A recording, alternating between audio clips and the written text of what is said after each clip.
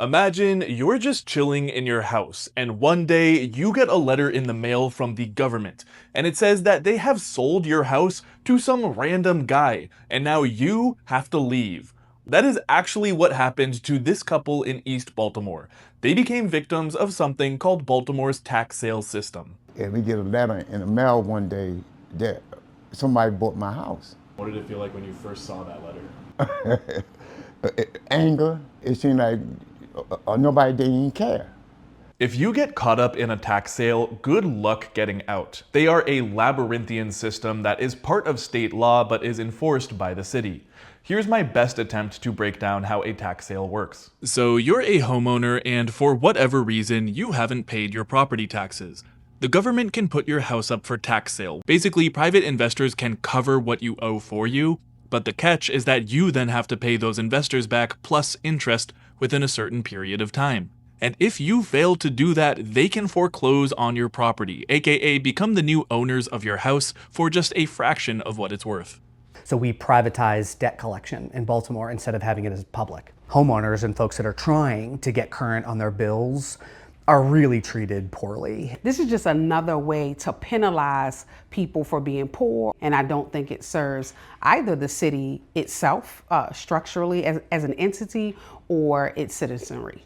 Now, it's worth noting that Mayor Scott has been removing houses from the tax sale list if there are families actually living there full time. However, the state ended up messing up the paperwork for Theodore Bonds and for some reason listed his house as a non-primary residence. On top of that, Theodore Bonds is a disabled veteran and should be exempt from paying property taxes in the first place. He thought that exemption would be automatically applied to his house and didn't realize he had to apply for it himself. Those two things meant that the Bonds were racking up unpaid property taxes without even realizing it. So the city put their house up for tax sale, an investor bought the debt, and the window to pay back that investor closed before the Bonds even knew that any of this was happening.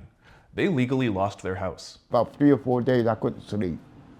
You know, I stopped eating for a while. They still had all the paperwork that I'm tax exempt, and they still wanted to charge me. To make a long story short, the Bonds ended up having to buy their house back from that investor for $19,000. To do this, they got financial and legal assistance from a nonprofit called the SOS Fund. It's still a shame that we had to still pay to keep our house. But my heart goes out to other ones who doesn't have an advocate. How many elderly people that may not have nobody to help them, and they would be out in the street. Can you or the Bonds seek restitution from the government for this, or is just you just have to move forward with your lives? The latter. Yeah, I don't think so. No, there's no way we can get the money back. Just this week, the city announced that there will be changes to the tax sale system for the next 2 years. And this is in response to a lawsuit from residents who argued that tax sales are predatory and violate the Constitution. Changes will include the city instituting a financial repayment program for people who are late on their taxes. So there are changes coming in the short term, and we'll have to see what happens to the tax sale system in the long term. If you are struggling to pay your taxes or to navigate this legal system, you can reach out to the SOS Fund. I'll put their contact information in the caption below. And if you want to read more about this, you can click the link in our bio.